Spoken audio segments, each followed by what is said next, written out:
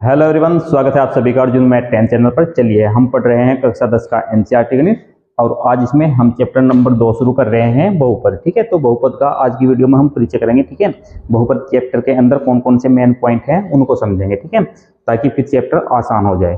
तो देखिए यहाँ पर सबसे पहले इसके जो मुख्य पॉइंट हैं इनको हम समझेंगे, जैसे कि बहुपद की परिभाषा। ठीक है, बहुपद क्या होता है, ठीक है, किस प्रकार का बहुपद होता है। ठीक है, तो परिभाषा से हम समझेंगे। इसके बाद बहुपदों के प्रकार, बहुपद कितने प्रकार के होते हैं, ठीक है, कौन कौन से बहुपद होते हैं। ठीक है, फिर उसके बाद हम समझेंगे बहुपद की घात, बहुपद की घात क्या होती है। ठीक है, उसके बाद बहुपद के शून्यक, ठीक है, बहुपद के शून्यक क्या होते हैं। ठीक है, और बहुपद में कितने शून्यक होते हैं, इस प्रकार से शून्यक के बारे में समझेंगे। देखिए यहाँ पर फिर दिया है बहुपद के शून्यकों का ज्यामितीय अर्थ। ठीक है, और फिर शून्यकों की संख्या, ठीक है, कितनी संख्या है बहुपद के अंदर उसको समझेंगे। ठीक है, उसके बाद देखिए लास्ट पॉइंट इसमें समझेंगे हम इस चैप्टर में, बहुपद के शून्यक और चर में संबंध। ठीक है, जो बहुपद के शून्यक हम निकालते हैं और जो बहुपद का चर होता है, ठीक है, उसमें क्या संबंध होता है। ठीक है, इसको समझेंगे। ठीक है, यदि ये पॉइंट आप अच्छे से समझ लेंगे तो चैप्टर आपके लिए काफी आसान हो जाएगा, बहुत अच्छे से आपको चैप्टर समझ में आएगा। तो सबसे पहले हम इन सभी पॉइंटों को अच्छे तरीके से समझेंगे। ठीक है, उसके बाद जो भी प्रश्नावली होगी उसको करेंगे। तो चलिए देखिए शुरू करते हैं। यहाँ पर सबसे पहले इसकी परिभाषा समझेंगे।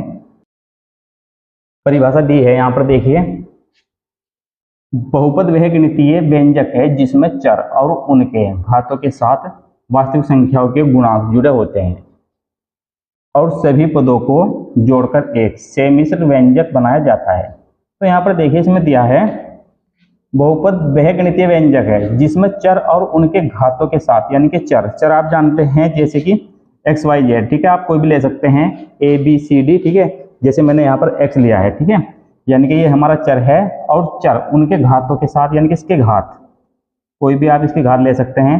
ठीक है, इसके साथ गुणांक, यानी कि वास्तविक संख्या, कोई भी वास्तविक संख्या। ठीक है, जैसे यहाँ पर आप 2 ले सकते हैं। ठीक है, इस प्रकार से। तो जो ये हमारा बहुपद है तो इसमें 2 गुणांक है, एक्स ये चर है। ठीक है, और ये घात है। इस प्रकार से ये क्या बना, एक पद बना। ठीक है, इस पद को भी हम बहुपद कहेंगे और यदि इसमें और भी पद जोड़ दिए जाए तब भी वह बहुपद कहलाएगा। ठीक है, यदि एक पद है तब भी बहुपद होता है और यदि एक से ज्यादा पद मिलकर, ठीक है, बनते हैं तब भी वो बहुपद कहलाता है। ठीक है, इस प्रकार से देख लिए। देखिए यहाँ पर इसके बाद और इसके एग्जाम्पल लेते हैं, जैसे कि 2x³ प्लस 3x। ठीक है, तो ये भी बहुपद है। इसके बाद 4x² प्लस 7x प्लस 10। ठीक है, इस प्रकार से। तो ये सब बहुपद कहलाएंगे जब भी पद आपस में इस प्रकार से जुड़ जाएंगे। ठीक है, इस प्रकार से, तो ये बहुपद कहलाते हैं। तो चलिए इसके बाद नेक्स्ट समझेंगे बहुपद के प्रकार। तो देखिए यहाँ पर बहुपद 2 प्रकार के होते हैं। नंबर 1 पदों की संख्या के आधार पर, ठीक है, और नंबर 2 घातों की संख्या के आधार पर। तो यहाँ पर देखिए पहले समझेंगे हम पदों की संख्या के आधार पर। तो पदों की संख्या के आधार पर 3 प्रकार के बहुपद होते हैं, जैसे कि एक पदी बहुपद। ठीक है, एक पदी जिसमें केवल एक पद हो। इस प्रकार से देखिए इसका एग्जाम्पल जैसे 2x²। ठीक है, और भी आप एग्जाम्पल ले सकते हैं 4x। ठीक है, और इसके बाद देखिए द्विपदी। ठीक है, द्विपदी जहां पर 2 पद हो, जैसे 2x² प्लस x, या आप ले सकते हैं 3x² प्लस 3x, इस प्रकार से। ठीक है, देखिए इनमें 2 पद हैं। ठीक है, ये भी बहुपद है, इसमें 2 पद हैं और इसमें भी 2 पद हैं। ठीक है, इसके बाद त्रिपदी जिसमें 3 पद हों, जैसे 3x² प्लस 7x प्लस 10, इस प्रकार से। ठीक है, देखिए इसमें 3 पद हैं, 1 2 3, तो इसे हम त्रिपदी बहुपद कहेंगे। ठीक है, चलिए इसके बाद देखिए घात के आधार पर। ठीक है, तो घात के आधार पर भी यहाँ पर बहुपद 3 प्रकार के होते हैं। नंबर 1 रेखिक बहुपद। ठीक है, रेखिक बहुपद वो होता है जिसकी घात 1 होती है। ठीक है, देखिए यहाँ पर लिखा है जिसकी डिग्री 1 होती है। ठीक है, तो रेखिक बहुपद। देखिए इसका एग्जाम्पल जैसे कि x प्लस 3। ठीक है, यहाँ पर जो चर की घात है कुछ भी नहीं दी गई है, तो इसका मतलब यहाँ पर इसकी घात 1 है। ठीक है, इस प्रकार से। और भी आप ले सकते हैं जैसे 2x प्लस 3x प्लस 7, ठीक है, इस प्रकार से। ठीक है, तो देखिए यहाँ पर कोई भी घात नहीं है, तो इसका मतलब यहाँ पर एक घात है। इसके बाद द्विघात, ठीक है, द्विघात का मतलब जिसकी सबसे अधिक घात 2 हो। ठीक है, जैसे 3x square plus 4x plus 8। ठीक है, तो इस प्रकार से देखिए इसमें अधिकतम घात क्या है, 2 है। ठीक है, तो ये द्विघात बहुपद हो जाएगा।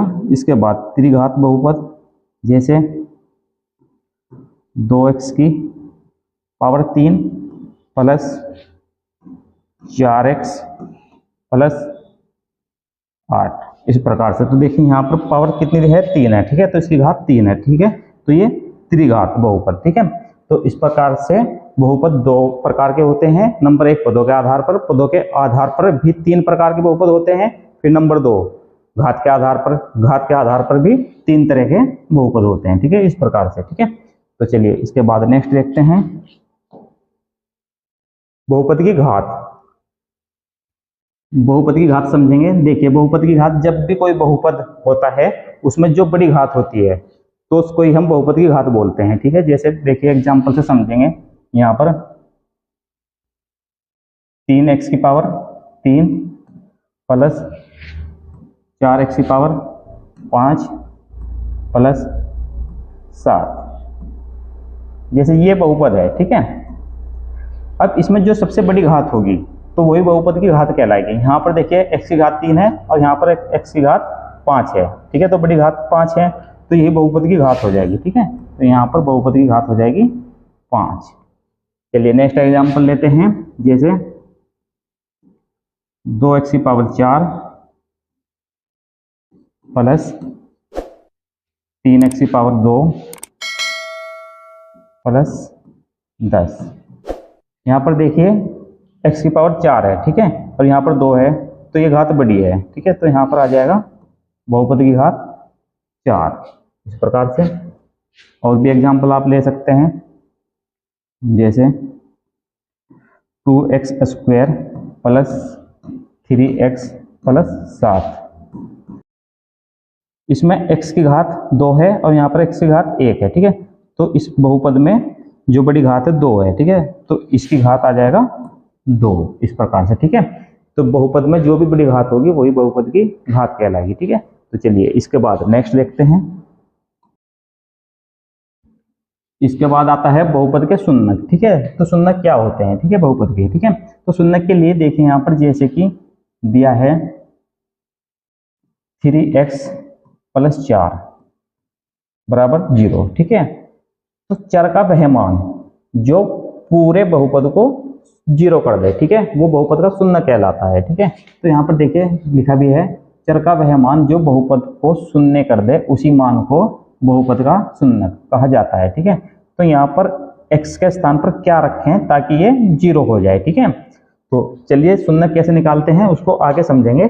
इसके बाद यहाँ पर देखिए जितनी बहुपद की घात होती है बहुपद के उतने ही शून्यक होते हैं। ठीक है, तो यहाँ पर देखिए इसमें x की घात 1 है तो इसका एक शून्यक निकलेगा। ठीक है, और एग्जाम्पल यदि और लेंगे, जैसे कि 2x की घात 4 प्लस 3x प्लस 7। तो यहाँ पर देखिए यदि इसके शून्यक निकाले जाएं तो बहुपद की जो घात है 4 है। ठीक है, तो इसके शून्यक 4 निकल जाएंगे, तो इसके शून्यक 4 होंगे। ठीक है, और कोई एग्जाम्पल यदि लें यहाँ पर, जैसे कि 3x स्क्वायर प्लस 2x की घात 3 प्लस 8 बराबर 0। ठीक है, यहाँ पर भी 0। ठीक है, तो अब यदि इसके पूछा जाए शून्य कितने होंगे, ठीक है, इसमें देखिए बड़ी घात क्या है, 3 है, तो इसके शून्य हो जाएंगे 3, इस प्रकार से। ठीक है, तो चलिए शून्य आपके समझ में आ गया होगा, उम्मीद है। इसके बाद नेक्स्ट देखते हैं बहुपद के शून्यकों का ज्यामितीय अर्थ। ठीक है, तो देखिए यहाँ पर समझेंगे इसको ग्राफ के द्वारा। ठीक है, इस प्रकार से ग्राफ बनाएंगे, एक सीधी लाइन, ठीक है, और एक खड़ी लाइन। ठीक है, इस प्रकार से इसको मानते हैं हम x x और ये y x। और ये जो बिंदु होता है इसको मानते हैं मूल बिंदु, ठीक है, मूल बिंदु कहा जाता है इसको, ठीक है, ओ से प्रदर्शित करते हैं, ठीक है, यहाँ पर ओ। तो यहाँ पर देखिए जब कोई रेखा एक्स रेखा को काटती है, ठीक है, तो देखते हैं वो कितनी बार काटा, ठीक है, ये जो हमारी एक्स रेखा है, इस रेखा ने एक्स रेखा को कितनी बार काटा, यहाँ पर एक बार काटा है, तो इसका शून्यक 1 हो जाएगा, ठीक है। और आगे देखिए इस रेखा ने यहाँ पर 1 बार, 2 बार, 3 बार, 4 बार, 4 बार काटा है, तो इसके शून्यक 4 हो जाएंगे, ठीक है। अब इसमें नेक्स्ट पॉइंट समझिए, जिस प्रकार से रेखा जितनी बार काटती है उसको गिना जाता है और रेखा जितनी बार छूती है, ठीक है, एक्स एक्स को जितनी बार छुएगी उसको भी गिना जाएगा, ठीक है। यहाँ पर देखिए अब जैसे यहाँ पर काटा, यहाँ पर काटा, फिर यहाँ पर इसको छुआ, फिर काटा, यहाँ पर काटा, फिर यहाँ पर इसको छुआ, ठीक है।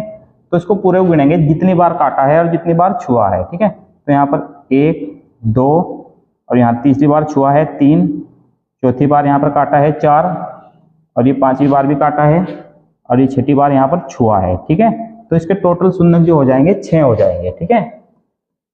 तो एक्स एक्स को जो रेखा हमारी जितनी बार काटती है या जितनी बार छूती है, ठीक है, उसको पूरे गिनते हैं, ठीक है, तो उतने ही उसके शून्यक होते हैं, ठीक है। तो चलिए इसके बाद देखिए नेक्स्ट पॉइंट, बहुपद के शून्यक और चर में संबंध। तो यहाँ पर समझेंगे हम बहुपद के जो शून्यक होते हैं और जो उसके चर होते हैं उनमें क्या संबंध होता है, ठीक है।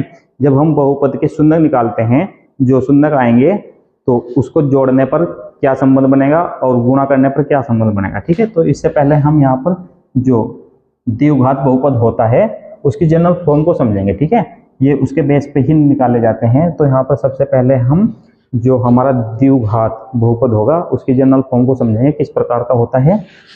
तो देखिए यहाँ पर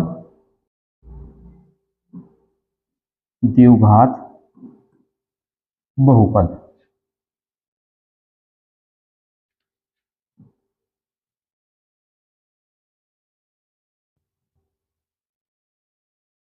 द्विघात बहुपद की जो जनरल फॉर्म होती है वो होती है इस प्रकार से, ax² प्लस bx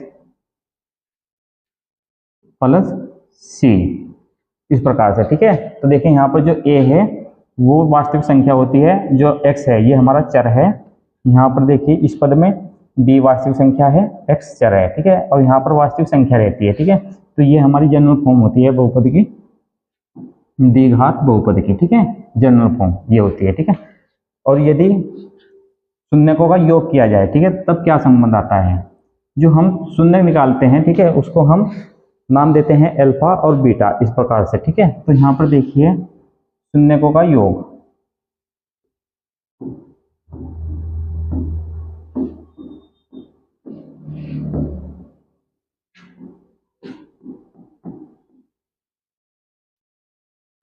शून्यकों का योग हम इसको मान लेंगे अल्फा प्लस बीटा, ठीक है।